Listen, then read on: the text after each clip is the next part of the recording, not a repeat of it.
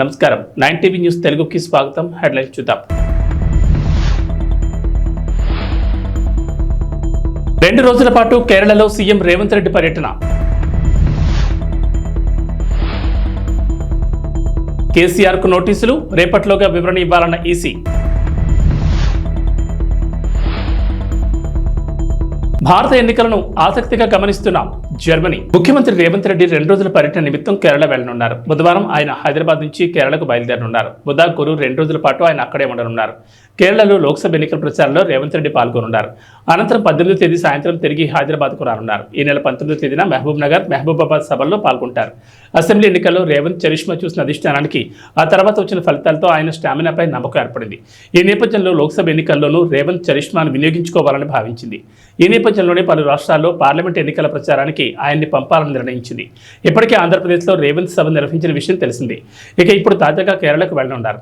ఆ తర్వాత మహారాష్ట్ర, కర్ణాటక, మరోసారి ఆంధ్రప్రదేశ్లోనూ రేవంత్ ఎన్నికల ప్రచారంలో పాల్గొనే అవకాశం ఉన్నట్లు కాంగ్రెస్ పార్టీ వర్గాలు తెలిపాయి.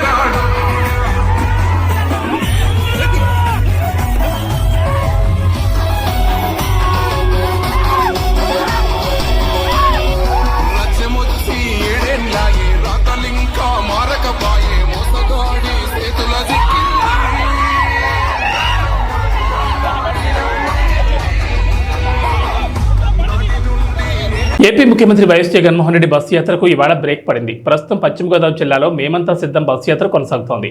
నేడు మేమంతా సిద్ధం బస్సు యాత్రకు విరామం ప్రకటించారు. శ్రీరామనవమి సందర్భంగా ముఖ్యమంత్రి జగన్ యాత్రకు విరామం ఇచ్చారు. దీంతో తణుకు, తేతల్లో రాత్రి బస చేశారు సీఎం జగన్. తిరిగి రేపు ఉదయం తేతల నుంచి బస్సు యాత్ర ప్రారంభం కానుంది. లోక్సభ ఎన్నికల వేళ బీఆర్ఎస్కు బిగ్ షాక్ తగిలింది. బీఆర్ఎస్ అధినేత మాజీ సీఎం కల్వకుంట్ల చంద్రశేఖరరావుకు ఎన్నికల సంఘం నోటీసులు జారీ చేసింది. ఎన్నికల ప్రచారం సందర్భంగా ఏప్రిల్ 5న సిరిసిల్లలో బీఆర్ఎస్ అధినేత కేసీఆర్ పరుష పదాలతో చేసిన కామెంట్లను సీరియస్గా తీసుకున్న సీఈసీ కేసీఆర్కు నోటీసులు జారీ చేసింది. పార్టీ అధినేతగా గతంలో ముఖ్యమంత్రిగా పనిచేసిన కేసీఆర్ ఎన్నికల ప్రవర్తన నియమావళిని ఉల్లంఘించారని, అందుకు తగిన ప్రాథమిక ఆధారాలను కమిషన్ పరిశీలించిందని EC principal secretary Avinash Kumar నోటీసులో పేర్కొన్నారు. ఈ నోటీసుకు గురువారం ఉదయం 11 గంటల వరకు కమిషన్కు చేరేలా వివరణ ఇవ్వాలని నోటీసులో పేర్కొన్నారు. తెలంగాణ కాంగ్రెస్ వైస్ ప్రెసిడెంట్ నిరంజన్ నుంచి వచ్చిన ఫిర్యాదు మేరకు రాష్ట్ర ఎన్నికల ప్రధానాధికారితో పాటు సిరిసిల్ల జిల్లా ఎలక్షన్ ఆఫీసర్ నుంచి వాస్తవాలతో కూడిన రిపోర్టును తెప్పించుకున్న తర్వాత ఈ నోటీస్ జారీ చేయాల్సి వచ్చిందని అవినాష్ కుమార్ పేర్కొన్నారు. పీసీసీ ఉపాధ్యక్షుడు నిరంజన్ నుంచి ఈ నెల 6న ఫిర్యాదు వచ్చిందని, అందులో సిరిసిల్లలో కేసీఆర్ చేసిన పరుష పదజాలాన్ని ప్రస్తావించారన్నారు.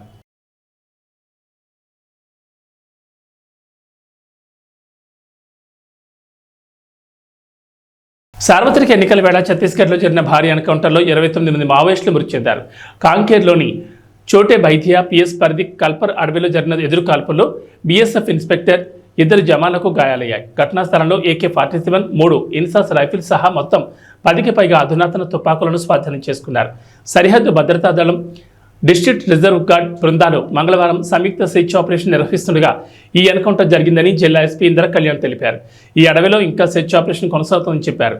మావోయిస్టుల ఎదురుకాల్పుల్లో గాయపడిన పోలీసులు, బీఎస్ఎఫ్ సిబ్బందిని ఆసుపత్రులకు తరలించేందుకు అదనపు బలగాలను కల్పర్ అడవులకు పంపించామని వెల్లడించారు. చనిపోయిన మావోయిస్టులో అగ్రనేత శంకర్రావు కూడా ఉన్నారని తెలుస్తోంది. ఆయన తలపై 25 లక్షల రివార్డు ఉందని పోలీసు వర్గాలు చెబుతున్నాయి.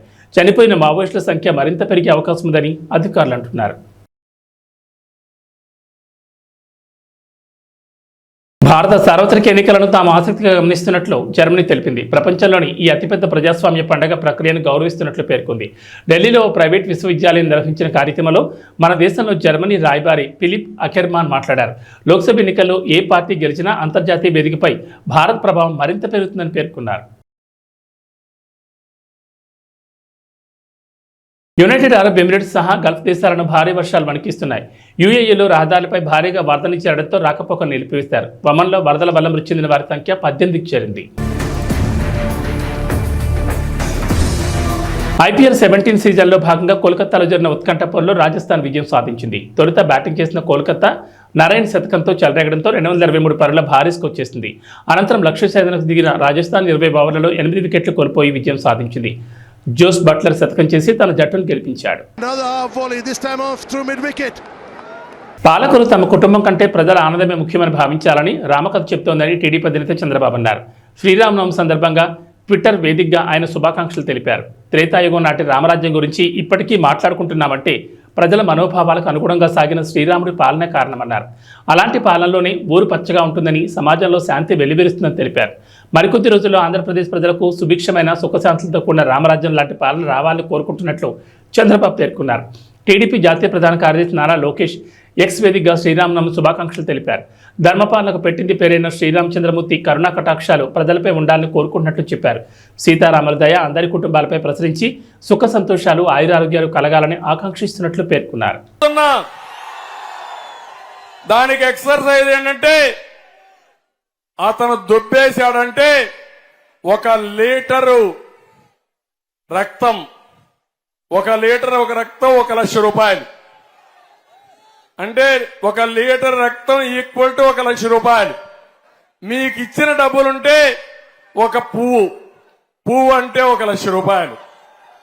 ఈ 2 లెక్కేయండి. మీకు ఇచ్చిందెంత, దొబ్బేసిందెంత, ఈ 2 లెక్కేసుకుని అప్పుడు వస్తే ఎవరొచ్చినా నువ్వేమిచ్చమ్మా ఆడబిడ్డలున్నారు. నేను ఎప్పుడు చెప్పేవాడిని, ఎవరు ఎన్ని చెప్పినా బెస్ట్ ఫైనాన్స్ మినిస్టర్స్ భారతదేశానికి ఫైనాన్స్ మినిస్టర్ నిర్మలా సీతారామన్ కంటే తెలివైన వాళ్ళు మా ఆడబిడ్డలు. మగవాళ్ళు డబ్బులు ఇస్తే మీరు సంపాదించే డబ్బులు చూస్తే ఎంత పిల్లల చదువుకు పెట్టాలి, నిత్యావసర వస్తువులు ఎంత పెట్టాలి, కరెంటు ఛార్జీలు ఎంత కట్టాలి, బడ్జెట్ తయారు చేసి అవసరమైతే మిగల పెడతామా లేకపోతే అప్పు చేస్తామా, మొత్తం వడ్డీ కరెక్ట్ గా లెక్కేసేది మా ఆడబిడ్డలు. అవునా కాదా తల్లి? ఇప్పుడు మీరు లెక్కేయాలి. మీ ఇంట్లో మగవాళ్ళు కూర్చొని పెట్టాలి. మొత్తం మీ ఇంట్లో నేను చెప్పిన లెక్కలన్నీ వేయండి. మొట్టమొదటిది మందు. సార్వత్రిక ఎన్నికల నేపథ్యంలో ఏపీలో ఎన్నికల ప్రచారం ఊపందుకుంది. అధికార ప్రతిపక్ష పార్టీలు ప్రచారాన్ని ఉధృతం చేస్తున్నాయి. ఈ క్రమంలో తెలుగుదేశం జాతీయ అధ్యక్షుడు నారా చంద్రబాబు నాయుడు, జనసేనాని పవన్ కళ్యాణ్ బుధవారం కృష్ణా జిల్లాలో ఉమ్మడి ప్రచారం చేరున్నారు. ప్రజాకాలం ఎన్నికల ప్రచారంలో భాగంగా పెడన, మచిలీపట్నంలో రోడ్ షో, బహిరంగ సభలు నిర్వహిస్తారు.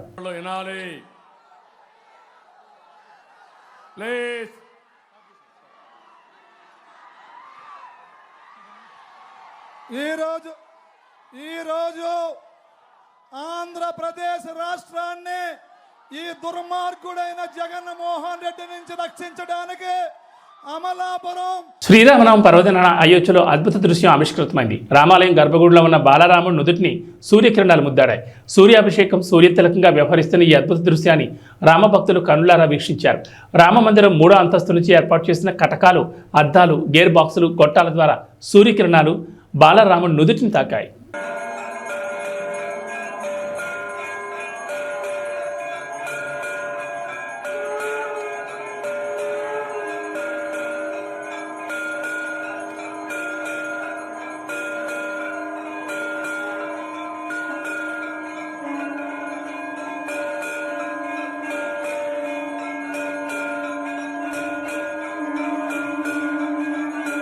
శ్రీరామనవమి పర్వదినం సందర్భంగా హైదరాబాద్లో శోభాయాత్ర కన్నుల పండుగ జరుగుతోంది.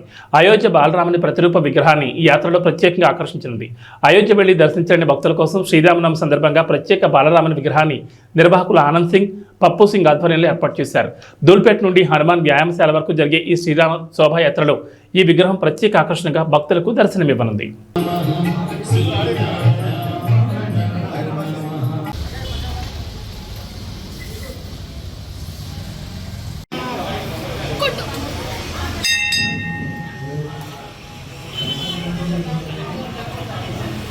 ఇక్కడ దాకా రావాలి. వస్తుందా?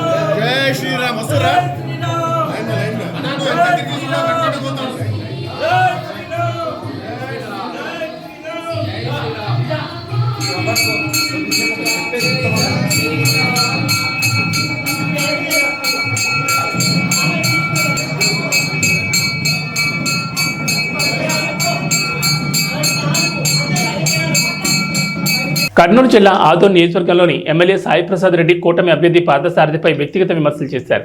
ఈ సందర్భంగా మాట్లాడుతూ 3 వారాలు జైలు శిక్ష అనుభవించి 5 పెళ్లిళ్లు చేసుకున్న పార్థసారథిని ఆదోన్ నియోజకవర్గం నుంచి తరిమి కొట్టాలని అన్నారు.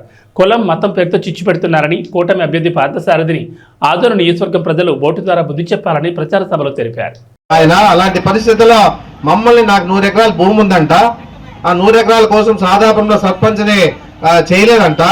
ఈ విధంగా ఈ రోజు ఎన్నో అబద్ధాలు చెప్పి ముందుకు పోతున్న పరిస్థితి ఈ రాష్ట్రంలో ఉందని చెప్పేసి కూడా నేను చెప్పడం జరుగుతుంది. ఎందుకంటే ఏ విధంగా అంటే చంద్రబాబు నాయుడు కానీ పార్థసారథి కానీ ఏదున్నాడు ఏం చేస్తా అంటే నిజాలు చెప్తే తల 1000 ముక్కలు అవుతుంది. అలాంటి పరిస్థితి ఉంది కాబట్టి అన్ని అబద్ధాలు చెప్పి అధికారంలోకి రావాలని చేసే ప్రయత్నం చేస్తా ఉన్నారు. ఒకటి పార్థసారథి నిన్ను తరిమి కొట్టే పరిస్థితి ఎంతైనా ఉంది. మా ప్రజలు ఎవరు కూడా మీ అలాంటి వాళ్ళని ఒప్పుకునే పరిస్థితి లేదు.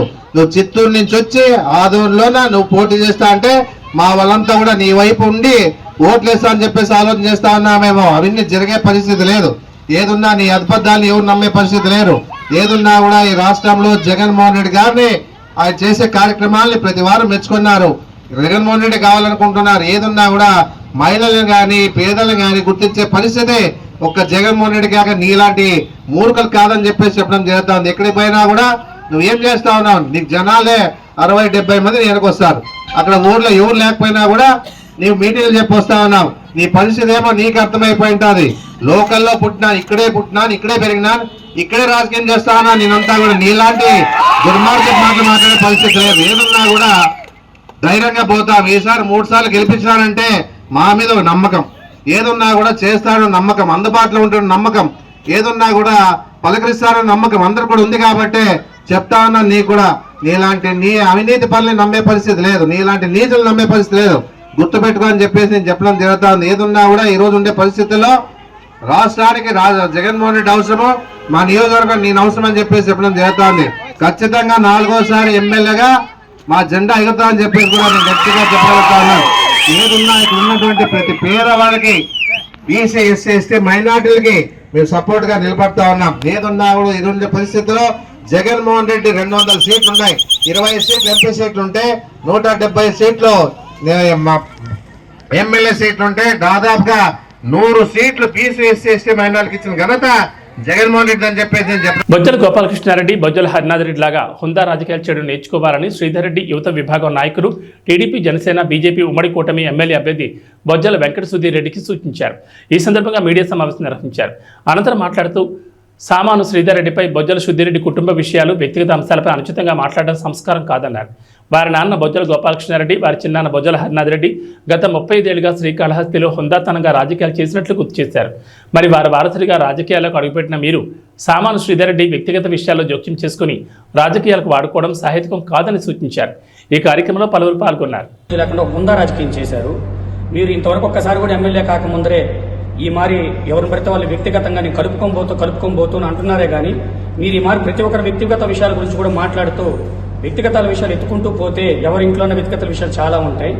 ఇంకోటి, మీరు ఇప్పుడు 6-7 సార్లు శ్రీధర్ రెడ్డి గారు ఈ మారి ఎన్నోసార్లు కష్టపడ్డాడు, శ్రీధర్ రెడ్డి ఇబ్బంది లేదు, ఈరోజు ఎమ్మెల్యే గారిని గెలిపించారు, అది ఇది అంటూనే మళ్ళీ ఈ రోజు వాళ్ళిద్దరూ ఒకటే అని అంటున్నారు. వాళ్ళిద్దరి మధ్యలో ఆల్రెడీ ఎటువంటి కుటుంబ సంబంధాలు కానీ ఎటువంటివి లేవు. అది మేము స్పష్టంగా ఎస్ఆర్ యూత్ తరఫున మేము కంపల్సరీ మేము చెప్తున్నాం. ఆయన ఎమ్మెల్యే అభ్యర్థి, మీరు ఎమ్మెల్యే అభ్యర్థి, మీరిద్దరు ఏదన్నా ఉంటే పార్టీ తరఫున కానీ మీరు కానీ మాట్లాడండి. శ్రీధర్ రెడ్డి అనే వ్యక్తి ఏ పార్టీకి సంబంధించిన వ్యక్తి కాదు. శ్రీధర్ రెడ్డి ఒక ఇండిపెండెంట్ అభ్యర్థి, అది ఒకటి ప్రతి ఒక్కరు గుర్తించుకోవాలి. ఎంతసేపటికి వీళ్ళిద్దరి మధ్యలో సయ్యద్దు కుదిరించింది మీరేనా? అలాంటప్పుడు మీరు ఎలా ఇది మాట్లాడగలుగుతారు? మాటికి మీరే ఎన్నోసార్లు ప్రెస్ మీట్లో చాలాసార్లు 6-7 సార్లు మాట్లాడినా కూడా మేము ఏ రోజు కూడా దాని గురించి ఖండించలేదు, మా అన్న కూడా ఖండించలేదు. ఇంకోసారి ఏదైనా మాట్లాడేప్పుడు 1-4-5 సార్లు మీరు ఆలోచించుకుని మాట్లాడాలి. ఎమ్మెల్యే కుటుంబానికి కానీ మా అన్నకు కానీ ఎటువంటి సంబంధం లేదు. ఆ కుటుంబంతో మా అన్న కుటుంబంతో ఎటువంటి సంబంధాలు అయితే లేవు. ఇదైతే మేము ఖచ్చితంగా చెప్తున్నాం. ఇంకోసారి ఇలాంటి విషయాలు కానీ పునరావృతం అయ్యి శ్రీధర్ రెడ్డి గారి మొన్న మాట్లాడిన దానికే ఇది చాలా దూరం మీకు చాలా మైనస్ అయింది. మీరు రాజకీయం చేయాలనుకున్నప్పుడు ప్రజల సమస్యలు, స్థానిక సమస్యల గురించి ఏ రోజైనా మీరు మాట్లాడారా? వాటి గురించి మాట్లాడండి. అంతేగాని ఒక్కొక్కరు వ్యక్తిగత విషయాల గురించి అయితే దయచేసి ఇంకెప్పుడు మాట్లాడకూడదు. ఎందుకంటే గోపాలన్న చనిపోయినప్పుడు కానీ, హరణ చనిపోయినప్పుడు కానీ శ్రీధర్ రెడ్డి గారు ఆ రోజు మొత్తం దగ్గర ఉండి ఆడుండి చేసి వచ్చారు. మీ నాన్నన్న, మీ యొక్క హరణన్న కూడా చాలా గౌరవం మా అన్నకి. అలాంటిది వాళ్ళని మాట్లాడడం మీరు ఎంతవరకు కరెక్ట్ అనేది మీరే అడుగుకోండి. మీ చుట్టూ ఉండేవాళ్ళు ఏదో సలహాలు అవన్నీ ఇచ్చేసి మీరు దాని పబ్లిక్ మీటింగ్లో వ్యక్తిగత విషయాల గురించి ఏ రోజు కూడా గోపాలన్న కూడా ఏ రోజు మాట్లాడింది లేదు. ఇదొక్కటి మీరు గుర్తుపెట్టుకొని, ఎస్ఎస్ఆర్ యూత్ అంటే మీరు ఏదో అనుకుంటున్నారు. ఆయన ఏ పార్టీకి సంబంధించిన వ్యక్తి కాదు. దయచేసి ఆయన గెలికారంటే చాలా పర్యవసానం మీరు అనుభవించాల్సి వస్తుంది. ఇది మటుకు ఖచ్చితంగా ఎస్ఆర్ యూత్ తరపున మేము మీకు చెప్తున్నాం. ఇంకోసారి మీకు నేను గుర్తున్నానో లేదో, నా పేరు హరీష్ రెడ్డి అంటానండి 108. అప్పుడు నేను 108 నేను డ్రైవింగ్ చేసేప్పుడు కోవిడ్ అప్పుడు మీకు నేను కాల్ చేశాను. సార్ ఈ మారి ప్రజలందరూ ఇబ్బంది పడుతున్నారు, మీరు వచ్చి ఏమైనా సాయం చేస్తే అని. ఇప్పుడు కూడా ఇంత దూరం వచ్చింది కాబట్టి ఈ రోజు చెప్తున్నాను, ఏ రోజు చెప్పలేదు. సాయం చేయండి అంటే నన్ను వచ్చి చచ్చిపోమంటావా, ఇంట్లో నుంచి రమ్మంటాను, 108 పని చేస్తున్నావా అని మీరు అడిగారు. మీరు గుర్తుందో లేదో. అలాంటి మీరు మా అన్న గురించి మాట్లాడుతున్నారు. గత 5 ఏళ్లుగా కానీ ఎప్పటి నుంచో కూడా మీ వెనకాల గోపాలన్న పేరు చెప్పుకుంటారు, వాళ్ళకు పేర్లు చెప్పుకుంటారు. కానీ శ్రీధర్ రెడ్డి అనేవాడు ఒక్కడే నిలబడ్డాడు, వెనకాల బ్యాక్గ్రౌండ్ లేకుండా ఒక్కడే నిలబడినాడు. అదొక్కటి మీరు ఖచ్చితంగా గుర్తుపెట్టుకోండి. ఇంకోసారి ఈ 5 ఏళ్లలో కాదు 10 ఏళ్లలో కూడా శ్రీధర్ రెడ్డి లోకల్గానే ఉంటున్నాడు. గుళ్ళకి కానీ గోపురాలకు కానీ యువతలో క్రీడాభివృద్ధి కానీ తీసుకురావాలని ముందున్నాడు. దయచేసి ఏ పార్టీలతో శ్రీధర్ రెడ్డిని ముడిపెట్టద్దు. గడిచిపోయిన కాలాలు మాకొద్దు. గత 4.5 సంవత్సరంగా ఏ పార్టీకి సంబంధం లేకుండా ఆయన పని ఏందో ఆయన చూసుకుంటున్నాడు. మీరు ఏదైనా మాట్లాడుకోవాలంటే అవతల పార్టీ అభ్యర్థి ఉన్నారు, ఆయన మాట్లాడుకోండి, ఆ అభ్యర్థి మీరు మాట్లాడుకోండి. ఇంకొకసారి దయచేసి మా అన్న గురించి కానీ మాట్లాడితే మటుకు మర్యాద ఉండదు. అదొక్కటి మీరు ఖచ్చితంగా గుర్తుపెట్టుకోవాలి. ఇంకోసారి కానీ ఇదే ఫైనల్ మీకు చెప్తున్నాం, మీరు ఇంకా దీని తర్వాత కూడా ఇంకా మీరు రిపీట్ చేసి శ్రీధరన్ గురించి మాట్లాడడం జరిగితే మటుకు మీరు దీని మూల్యం అయితే ఖచ్చితంగా మీరు సమర్పించుకోవాల్సి వస్తుంది. ప్రజలకు కావాల్సిన సమస్యల గురించి మాట్లాడండి. ప్రజలకి ఏం లోకల్లో ఉండేటి మీ పథకాలతో పాటు లోకల్లో సమస్యలు చాలా సమస్యలు ఉన్నాయి, దాని గురించి మాట్లాడి ప్రజలకు అందాల్సింది చూడండి. వ్యక్తిగత విషయాల గురించి వద్దు. మీ ఇంట్లో కూడా వ్యక్తిగత విషయాలు చాలా ఉంటాయి. ఎప్పుడు ఈసారి కానీ మాట్లాడారంటే మీ వ్యక్తిగత విషయాలు కూడా మేము బయట పెట్టాల్సి వస్తుంది. ఇవి లేకుండా మీరు హుందాతనంగా రాజకీయం చేయండి. మీ నాన్నగారు వాళ్ళు ఎట్లా చేశారు హుందాతనంగా, అదే రాజకీయం మీరు చేయండి. ఆ రోజు టీడీపీ గవర్నమెంట్ లో కూడా మా అన్న మీద 2 అటెంప్ట్ మర్డర్ కేసులు కూడా జరిగినాయి. అవి మీ దృష్టికి కూడా తెలుసు. కానీ అవి కూడా మనసులో ఏది పెట్టుకోకుండా గోపాలన్న రాజకీయంలో ఎన్ని సర్వసహచారమే అనుకొని మా అన్న వాళ్ళు చనిపోయినప్పుడు కానీ అన్నదన్న ఉన్నప్పుడు కానీ మాకు ఆ కుటుంబంతో మా అన్నకి ఎంతో సంబంధం ఉంది. దయచేసి ఆ కుటుంబానికి సంబంధాన్ని మీరు ఇలాంటి అనుచిత వ్యాఖ్యలు చేసి కుటుంబం వ్యక్తిగత విషయాలు మాట్లాడి ఇలాంటి ఇంకోసారి మాట్లాడితే మటుకు మర్యాదలు. ఇంతసేపటికి మీరు కూడా చాలా ప్రెస్ మీట్ లో మీరు చాలా మంది మీరు అండవ జరిగింది ఆయన కబ్జాలు గురవుతున్నారు, కబ్జాలు గురి చేస్తున్నారని. మీకు ఎక్కడైనా ఒక ప్రూఫ్ ఉందా?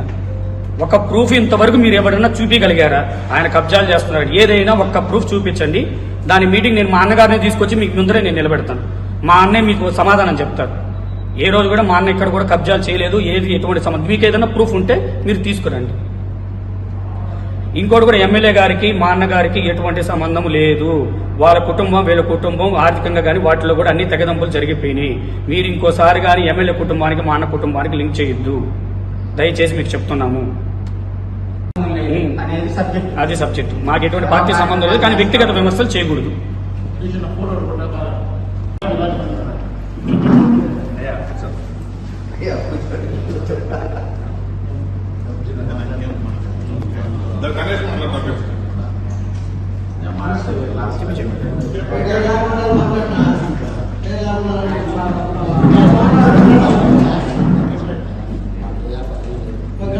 మత్తు పదార్థాలకు యువతను బానిసలుగా చేస్తున్న సైకో జగన్ అని పట్టాభిరామ్ అన్నారు. నర్సీపట్నంలో నిర్వహించిన టీడీపీ యువశక్తి కార్యక్రమంలో ప్రభుత్వ తీరును టీడీపీ జాతీయ అధికార ప్రతినిధి పట్టాభి విమర్శించారు. అమలు కాని హామీలు ఇచ్చి రాష్ట్ర ప్రజలను మోసం చేసిన వ్యక్తి జగన్ రెడ్డి అన్నారు. జాబ్ క్యాలెండర్ పేరుతో యువతను మోసం చేశారని, ఆంధ్ర అంటే ఇతర ప్రాంతాల వారు శీలావతి గంజాయి గురించి మాట్లాడుకుంటున్నారని అన్నారు. జగన్ రెడ్డి చేసేది బస్సు యాత్ర కాదు, తూసి యాత్ర అని ఎద్దేవా చేశారు. నిన్ను జైలుకు పంపించడానికి జనాలు సిద్ధంగా ఉన్నారని పట్టాభి అన్నారు. ఉద్యోగాలు అన్నాడు, ఎక్కడా కూడా ఏది నెరవేర్చినటువంటి పరిస్థితి. మీరు ఎవరైనా జాబ్ క్యాలెండర్ చూసారా 5 సంవత్సరాల్లో? ఏ సంవత్సరం టంచనగా జనవరి మాసంలో జాబ్ క్యాలెండర్ విడుదల చేశారా? విడుదల చేయకపోగా ఇవాళ రాష్ట్రంలో ఉన్నటువంటి యువత అందరినీ కూడా తన సొంత ఖజానాన్ని నింపుకోవటం కోసం మత్తు పదార్థాలకి బానిస చేస్తా ఉన్నాడు ఈ సైకో. గతంలో ఆంధ్ర రాష్ట్రం అంటే ఐటీ కంపెనీలకి చిరునామాగా ఉండేది, పెట్టుబడులకి ఒక ఫేవరెట్ డెస్టినేషన్ గా ఉండేది. అటువంటి బ్రాండ్ ఇమేజ్ ని పూర్తిగా నాశనం చేసి ఇవాళ ఆంధ్ర రాష్ట్రం అంటే శీలావతి గంజాయి గురించి మాట్లాడుకుంటా ఉన్నారు. నిజంగా ఎంత సిగ్గుచేటండి.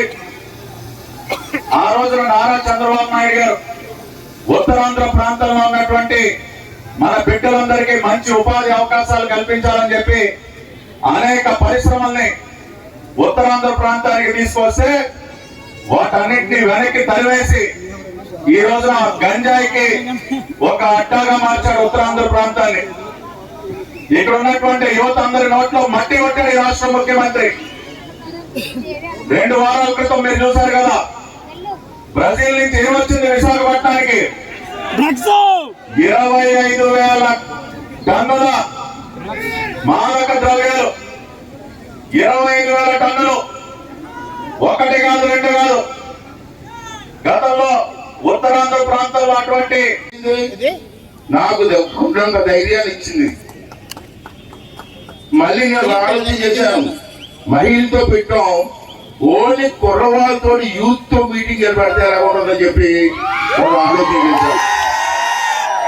అదే సీఎం రమేష్ గారికి చెప్పాను, మా కుర్రవాళ్ళందరూ ఒకసారి పిలుస్తానండి, వాళ్ళ స్పందన కూడా చూద్దాం అని చెప్పి పిలిస్తే ఈవేళ నేను ఊహించిన దానికంటే ఎక్కువ మంది వచ్చి ఈవేళ మమ్మల్ని మీరు ఆశీర్వదిస్తున్నారంటే మీ అందరికీ కూడా మనస్ఫూర్తిగా ధన్యవాదాలు తెలుపుతామని చెప్పి ఈ సందర్భంగా మనం చేస్తున్నాను. సోదరులారా, మీ అందరికీ తెలిసి మీ అందరూ బాగా చదువుకున్న వ్యక్తులే.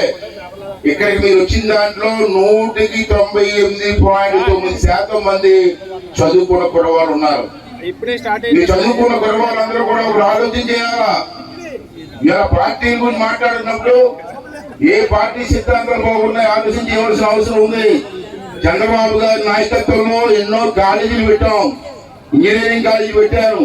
నేను టెక్నికల్ ఎడ్యుకేషన్ మినిస్టర్ గా ఉన్నప్పుడు నర్సీపట్నంలో పాలిటెక్నికల్ కాలేజ్ వచ్చిందంటే దానికి కారణం తెలుగుదేశం పార్టీ అని చెప్పి ఈ సందర్భంలో మనం చేస్తున్నాం. నాకు అత్యంత ఆప్తులు, నన్ను తన సొంత బిడ్డలాగా, ఒక కుటుంబ సభ్యుడిగా, నేను ఏ కష్టంలో ఉన్నా సరే నాకు అన్ని రకాలుగా నా వెన్నంటే ఉండి నాకు ధైర్యం చెప్పేటటువంటి వ్యక్తి, నా తండ్రికి సమానులైనటువంటి చింతకాయల అయ్యన్న పాత్రుడి గారి ఆహ్వానం మేరకు ఈ రోజున నర్సీపట్నంలో ఎంత ఘనంగా జరుగుతున్నటువంటి యువశక్తి భారీ బహిరంగ సభకు రావటం నిజంగా కూడా చాలా అదృష్టంగా భావిస్తా ఉన్నాను. మాట మీద ఉంది. ఇవాళ మీకు తెలుసు రాష్ట్రంలో భారతదేశంలో నిరుద్యోగం ఎక్కువ ఉన్న రాష్ట్రాల్లో 24% నిరుద్యోగులు ఉన్న దేశంలోనే ఏపీ ప్రథమ స్థానం ఉంది. ఉద్యోగాలు కాదు, ఉద్యోగాలు లేకుండా ఉన్న కుర్రవాళ్ళకి ఎక్కువ శాతం ఉన్న రాష్ట్రంలో మన రాష్ట్రం ప్రథమ స్థానంలో ఉందామంటే మీ పరిపాలన ఏ విధంగా ఉందో ఒక్కసారి జగన్ రెడ్డిలు ఆలోచించవలసినటువంటి అవసరం ఉందని చెప్పి ఈ సందర్భంలో మనం చేస్తున్నాం. అలాగే 4.5 ఏళ్ళలో రాష్ట్రంలో యువత ఉద్యోగాలు లేక పొరుగు రాష్ట్రాలు వలసపోతున్నారు. ఇవాళ చాలా బాధాకర విషయం. ఇలా మంచిపోయిన జిల్లాలు తిరిగాను. డిగ్రీ చదువుకున్న కుర్రవాళ్ళు కూలి పనికి వెళ్తున్నారండి, ఉద్యోగాలు లేక. కూలి పనికి డిగ్రీ చదువుకున్న కుర్రవాళ్ళు, పాలిటెక్నిక్ చదువుకున్న కుర్రవాళ్ళు కూలి పనికి వెళ్తున్నారంటే ఈ రాష్ట్రంలో పరిపాలన ఎలా ఉందో ఒకసారి మీరు అంతా కూడా అర్థం చేసుకోవచ్చు. ఏబీ బులెటిన్ విశేషాలు. నమస్కారం.